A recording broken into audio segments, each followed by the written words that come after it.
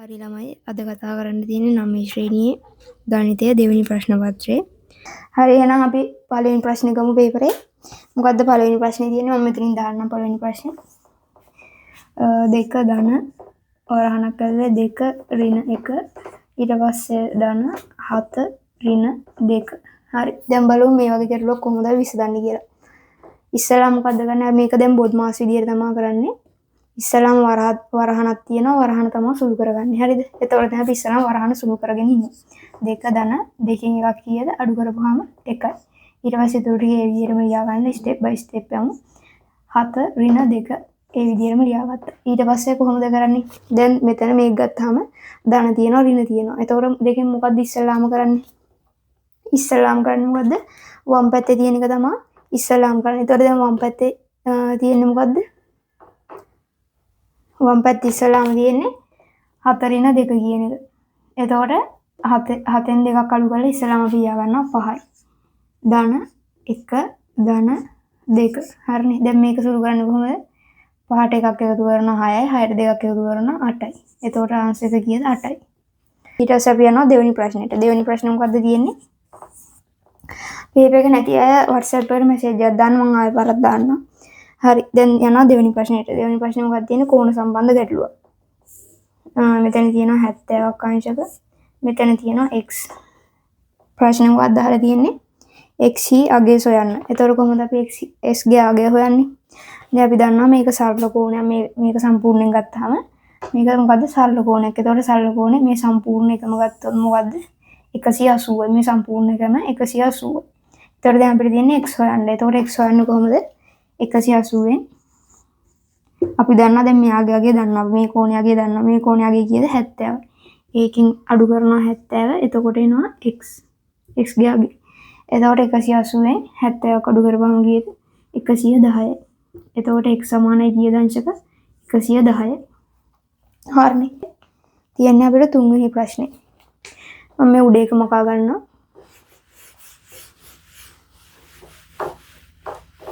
හරි. දැන් මොකද්ද තියෙන්නේ? තුන්වෙනි ප්‍රශ්නේ. භාග සම්බන්ධ ගැටලුවක් තමයි තුන්වෙනි ප්‍රශ්නේ තියෙන්නේ. ඒකල් ලියා ගන්න මෙතනින් තුන්වෙනි ප්‍රශ්නේ. හරිද? මොකද්ද තියෙන්නේ? 4න් 2 4න් 2 ඊට පස්සේ වැඩි කිරීම 2. හරි. දැන් බලමු මේක කොහොමද සුළු කරගන්නේ කියලා. මේක ලියා ගන්න තියෙන්නේ මේකත් මකනවා හින්දා. හරි. දැන් බලමු මේක කොහොමද සුළු කරන්නේ කියලා. දැන් මෙතන 4න් 2 වැඩි කිරීම 2 තියෙනවා. මේ වගේ එකක් කොහොමද සුළු කරන්නේ? දැන් අපි දන්නවා මෙතන 2 තියෙන්නේ 2 තියෙනකොට අපි මේ විදිහට දන්නවා 2 යට 1 කියලා තමයි අපි එක ගන්න. එතකොට මේක කොහොමද සුළු කරන්නේ? සමානයි 2 බෙදීම 4 වැඩි කරනවා මේක අපි ලියා ගන්නවා 2 බෙදීම 1 විදියට. 2 බෙදීම 1 විදියට ලියාගත්තා. ඊට පස්සේ අපි බලනවා දැන් කපන්න පුළුවන් ඒවා තියෙනවද කියලා. එතකොට මේකේ 2 ඒවා 1යි මෙතන 2 ඒවා 2යි. එතකොට දෙවරක් 1 2යි දෙවරක් 1 2යි. හරිනේ. එතකොට මේක තමයි ආන්සර් එක. එතකොට 2 බෙදීම 2 කීයද? සමානයි 1 විදියට අපිට ගන්න පුළුවන්. හරි. ඊට පස්සේ ඊළඟ ප්‍රශ්නේ තමයි 4 වෙනි ප්‍රශ්නේ. 4 වෙනි ප්‍රශ්නේ මම මෙතනින් දාගන්නවා. 4 වෙනි ප්‍රශ්නේ තියෙන්නේ 25 බෙදීම 100 බෙදීම 5. හරි. මේක තමයි 4 වෙනි ප්‍රශ්නේ. එතකොට මේක කොහොමද කරන්නේ? 25 මේ විදිහටම ලියා ගන්නවා බෙදීම 100. මේක අපි කොහොමද සුළු කරන්නේ? දැන් අපි දන්නවා මෙතන තියෙන්නේ 5 මේ විදිහට තිබ්බම අපි දන්නවා 5 බෙදීම 1 තමයි මේ විදිහට තියෙන්නේ කියලා. එතකොට දැන් අපි මොකක්ද මේකෙන් කොහොමද විසඳන්නේ? බෙදීම තියෙනකොට පරස්පරය ගන්නවා. පරස්පරය ගන්නවා. දැන් මෙතන තියෙන්නේ කොහොමද? 5 බෙදීම 1 ඒක අපි පරස්පරය ගන්නකොට 1 බෙදීම 5. මෙතන ගුණ කිරීම වෙනවා. හරිනේ. එතකොට ඒක විසඳන්න කොහොමද? දැන් කපන්න පුළුවන් ඒවා කපන්න. මෙතෙන්ට 5 ඒවා ගියද 5ක් තියෙනවා. මෙතන 1. එතකොට 100ෙන් 5 වරක් 1 5යි. එතකොට මේක තමයි ආන්සර් එක. හරිනේ. හරි. දැන් මේක ලියාගත්තේ නැති අය ලියා ගන්න ඉස්සලාම.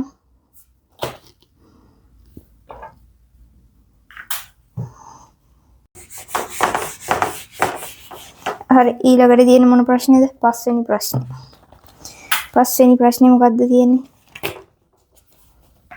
පස්වෙනි ප්‍රශ්නේ දාගමු මෙතන. පස්වෙනි ප්‍රශ්නේ tn සමානයි 2n ධන 4. 4 නම් 14 වෙනි පදය කීයද? 14 වෙනි පදය කීයද? හරි මේක තමයි පස්වෙනි ප්‍රශ්නේ.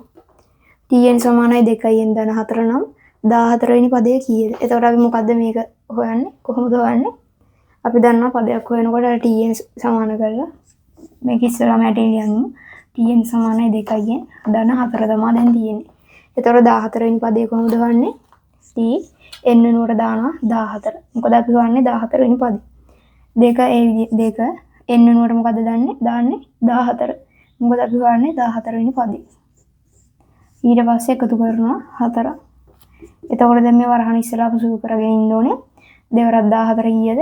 28යි. 28යි මේ 4 ධන 4 ඒ විදිහට වෙනවා. එතකොට කීයද? 32යි. එතකොට මේ සංඛ්‍යාවට ආවේ 14 වෙනි පදේ කීයද? 32යි. හරිනේ. ඊට පස්සේ තියෙන්නේ 6 වෙනි ප්‍රශ්නේ. මේකත් බලලා හදාගන්න කට්ටිය.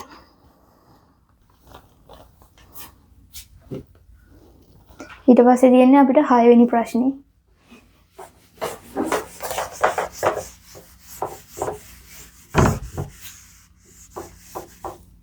හරි 6 වෙනි ප්‍රශ්නේ මොකක්ද තියෙන්නේ?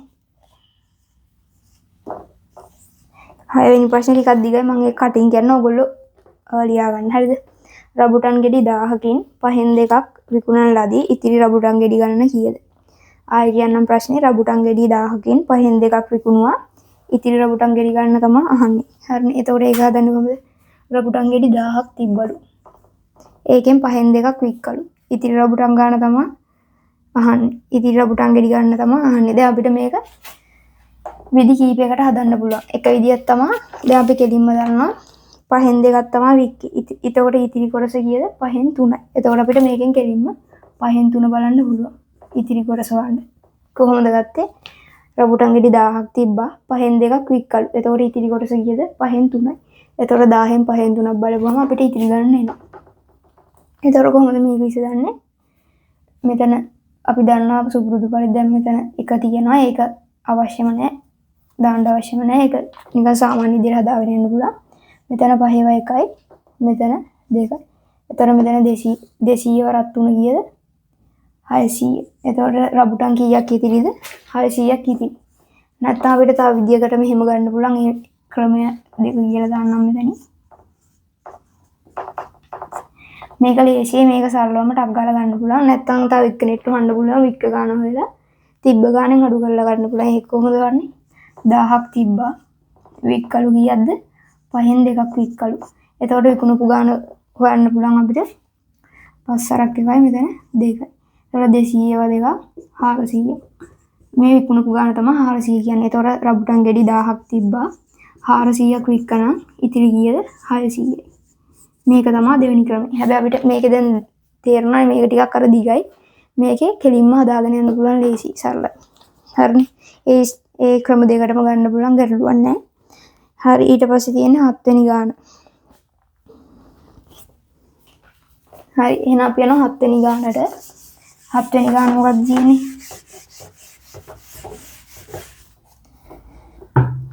7 වෙනි ගාන.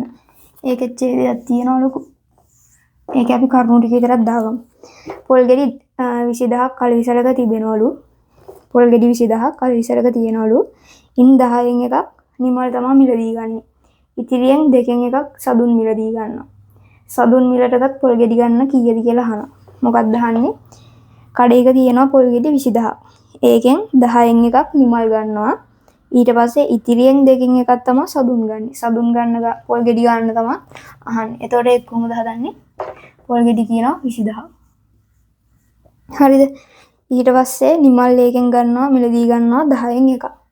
එතකොට නිමල් මිලදී ගන්න ගාන ඉස්සලාම හොයාගෙන ඉන්නකෝ. නිමල් කීයද ගන්නේ? 10න් එකක්. එතකොට නිමල් ගන්න ගාන මෙතන නිමල් කියලා දාන්නම් මම. නිමල්. නිමල් පොල් ගෙඩි කීයක් ගන්නවද? 10න් එකයි මෙතන 2යි. එතකොට නිමල් පොල් ගෙඩි 2000ක් මිලදී අරගෙන තියෙනවා. හරිද? 20000න් 2000ක් තමා නිමල් මිලදී අරගෙන තියෙන්නේ. ඊට පස්සේ මොකක්ද කියන්නේ? ඉතිරියෙන් දෙකෙන් එකක් තමයි සදුන් මිලදී ගන්න. එතකොට සදුන් මිලදී ගත්ත ගාන තමයි මෙතන හොයන්න කියන්නේ. හරිද?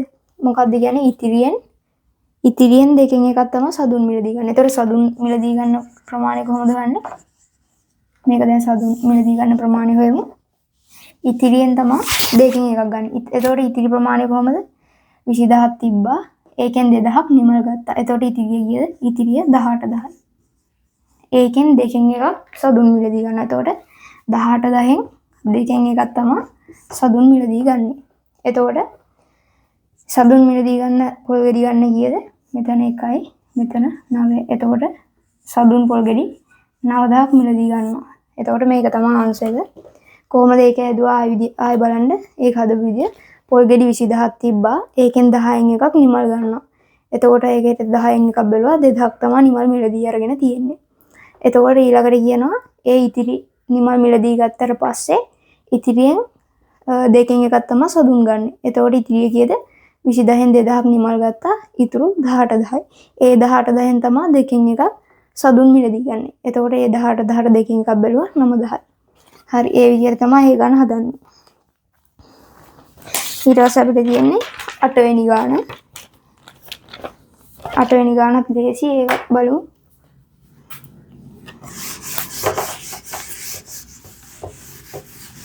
හරි. දැන් තියෙන්නේ 8 වෙනි ගාන. 8 වෙනි ගාන තියෙන්නේ රුපියල් 6000න් පහෙන් දෙකක් කීයද?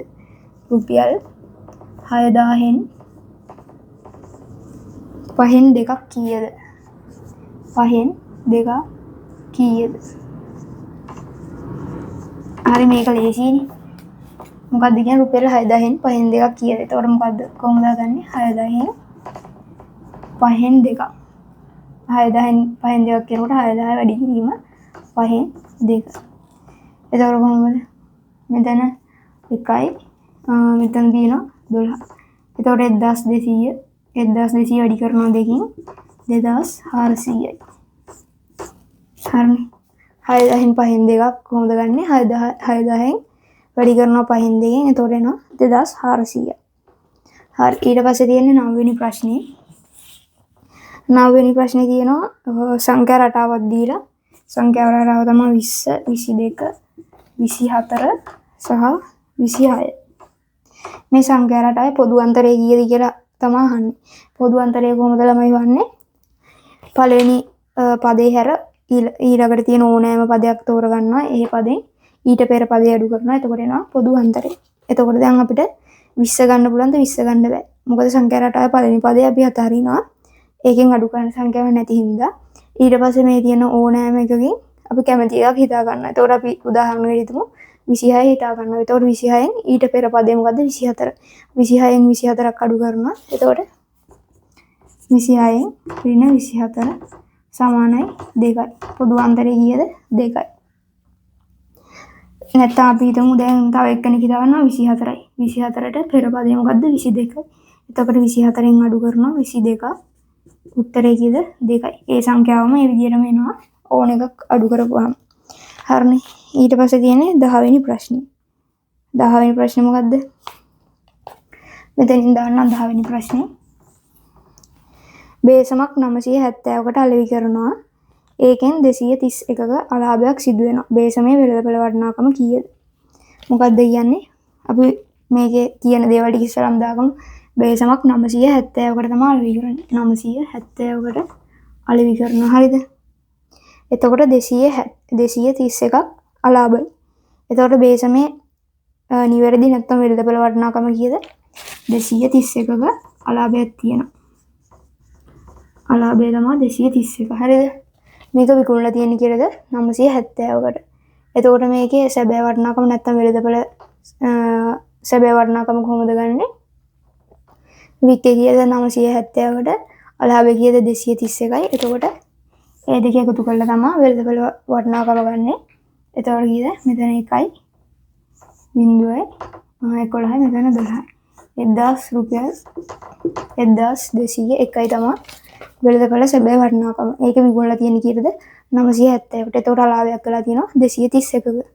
හරි ඊට පස්සේ තියෙන්නේ 11 වෙනි ගාන. 11 වෙනි ගාන තියෙන්නේ කෝණ සම්බන්ධ එකක්. ඉස්සෙල්ලත් අපි හදුවා කෝණ එකක්. මේකේ තියෙන කෝණ එකක්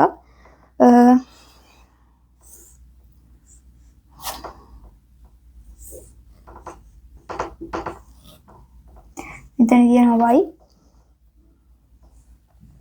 හරි y ගේ තමයි මෙතන හොයන්න කියන්නේ. එතකොට ඒක හොයන්න කොහමද? මෙතන මේ y ගේ කෝණයගේ තමයි හොයන්න කියන්නේ අපිට. දැන් අපි මෙතන දන්නවා මේ විදිහට කොහොම මේ විදිහට තිබ්බොත් මොකද්ද? එතන අංශක 90යි. එතකොට දැන් අපි මේක දන්නවා සරල කෝණයක්. එතකොට මේකේ සම්පූර්ණ අගේ කීයද? 180යි මේ සම්පූර්ණ අගේ.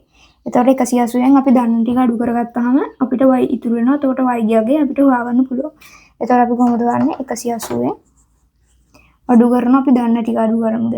මෙතන 90 කියන එක අපි දන්නවනේ 90 අඩු කරනවා. එතකොට ඊට පස්සේ මෙතන 70 කියන එකත් දැනටමත් දීලා තියෙනවා. එතකොට 70ත් අඩු කරනවා. ඊට පස්සේ y ගේ අගේ ඉතුරු වෙනවා. එතකොට 180 මෙතන y වන්නේ 180ෙන් 90ක් අඩු කරපුවාම කීයද? 90යි. ඊට පස්සේ 180ෙන් 90ක් අඩු කරපුවාම 90යි. 90ෙන් 70ක් අඩු කරපුවාම 20යි. එතකොට අංශක 20යි y ගේ අගේ. හරිනේ. ඊට පස්සේ තියෙන්නේ 12 වෙනි ප්‍රශ්නේ.